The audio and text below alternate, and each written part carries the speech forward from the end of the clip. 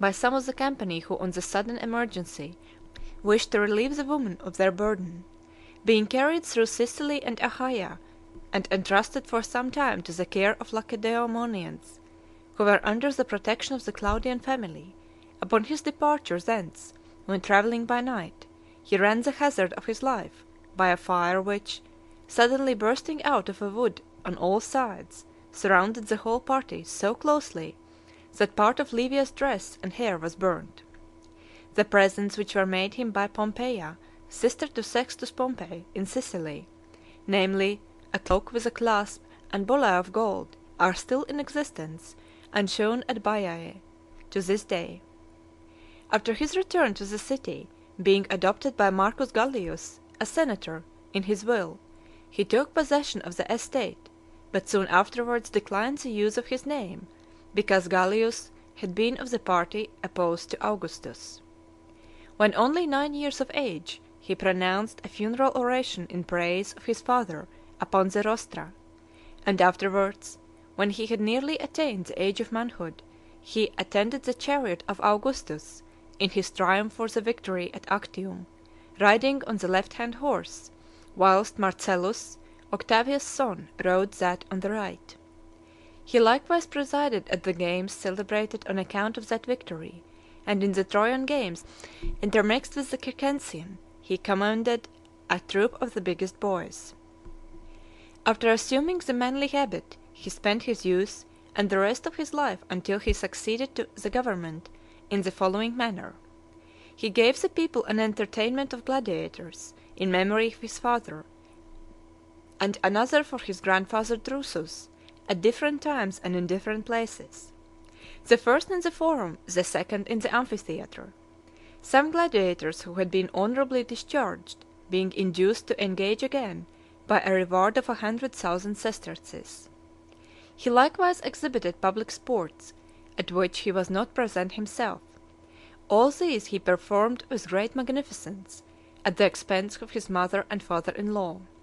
He married Agrippina, the daughter of Marcus Agrippa, and granddaughter of Caecilius Atticus, a Roman knight, the same person to whom Cicero has addressed so many epistles.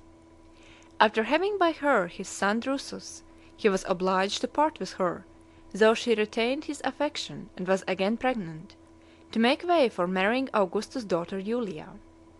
But this he did with extreme reluctance, for besides having the warmest attachment to Agrippina, he was disgusted with the conduct of Julia, who had made indecent advances to him during the lifetime of her former husband, and that she was a woman of loose character was the general opinion.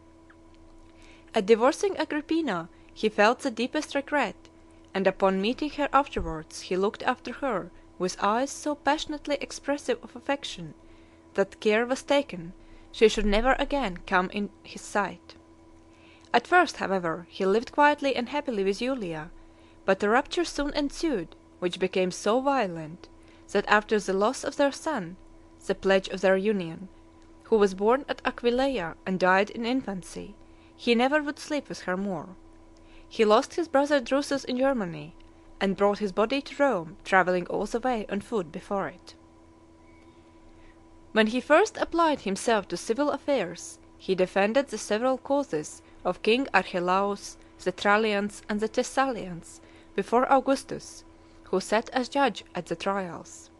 He addressed the Senate on behalf of the Laodiceans, the Thyatireans, and Chians, who had suffered greatly by an earthquake, and implored relief from Rome. He prosecuted Fannius Caepio, who had been engaged in a conspiracy with Varro Muraena against Augustus, and procured sentence of condemnation against him. Amidst all this he had besides to superintend two departments of the administration, that of supplying the city with corn, which was then very scarce, and that of clearing the houses of correction throughout Italy, the masters of which had fallen under the odious suspicion of seizing and keeping confined not only travellers, but those whom the fear of being obliged to serve in the army had driven to seek refuge in such places. He made his first campaign as a military tribune in the Cantabrian war, Afterwards he led an army into the east, where he restored the kingdom of Armenia to Tigranes, and seated on a tribunal put a crown upon his head. He likewise recovered from the Parthians the standards which they had taken from Crassus. He next governed, for nearly a year, the province of Gallia Comata, which was then in great disorder, on account of the incursions of the barbarians and the feuds of the chiefs. He afterwards commanded in the several wars against the Rhaetians, Vindelicians, Pannonians, and Germans. In the Rhaetian and Vindelician wars he subdued the nations in the Alps, and in the Pannonian wars the Bruci and the Dalmatians. In the German war he transplanted into Gaul 40,000 of the enemy, who had submitted, and assigned them lands near the banks of the Rhine. For these actions he entered the city with an ovation, but riding in a chariot, and is said by some to have been the first that ever was honoured with this distinction.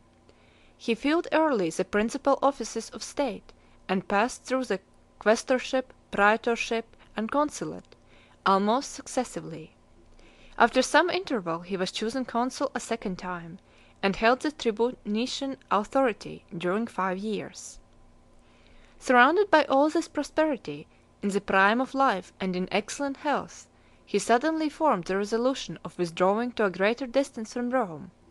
It is uncertain whether this was the result of disgust for his wife, whom he neither durst accuse nor divorce, and the connection with whom became every day more intolerable, or to prevent that indifference towards him which his constant residence in the city might produce, or in the hope of supporting and improving by absence his authority in the state, if the public should have occasion for his service.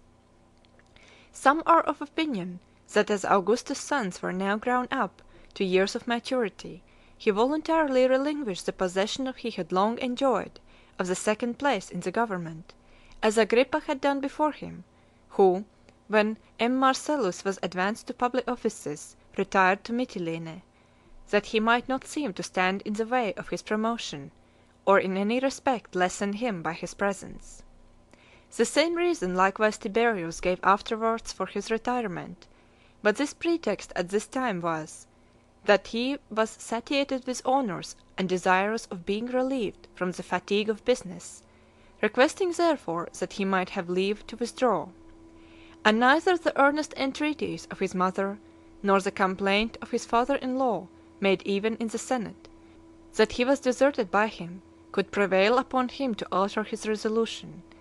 Upon their persisting in the design of detaining him, he refused to take any sustenance for 4 days together. At last, having obtained permission, leaving his wife and son at Rome, he proceeded to Ostia, without exchanging a word with those who attended him, and having embraced but very few persons at parting.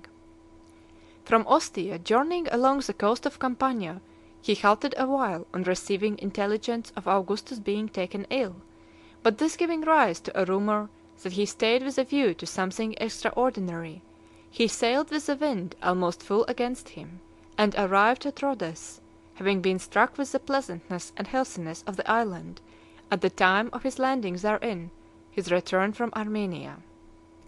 Here contenting himself with a small house, and a villa not much larger, near the town, he led entirely a private life, taking his walks sometimes about the gymnasia, without any lictor or other attendant, and returning the civilities of the Greeks with almost as much complaisance as if he had been upon a level with them. One morning, in settling the course of his daily excursion, he happened to say that he should visit all the sick people in the town.